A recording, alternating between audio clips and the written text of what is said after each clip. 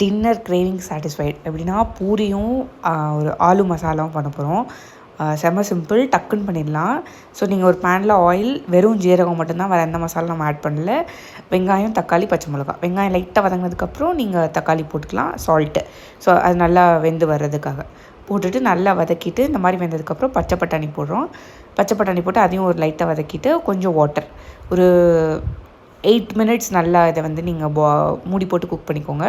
இதுக்கு நம்ம என்னென்ன அரைச்சிருக்கோம் அப்படின்னா, அந்த மசாலாவில் வெங்காயம், ஜாரில் சின்ன வெங்காயம், தேங்காய், பொட்டுக்கடலை, கேஷ்யூ நட்ஸு, அப்புறம் கொஞ்சம் கொத்தமல்லி போட்டு நல்லா அரைச்சி அந்த பேஸ்ட்டு, அதுக்கப்புறம் வேக வச்சு எடுத்து உருளைக்கிழங்கு போட்டு வதக்கிட்டு, மேலாப்பில் கொஞ்சம் கரம் மசாலா, கொத்தமல்லி போட்டு தூவி ஒரு 5 மினிட்ஸ் வச்சு எடுத்தோம்னா கிரேவி ரெடி.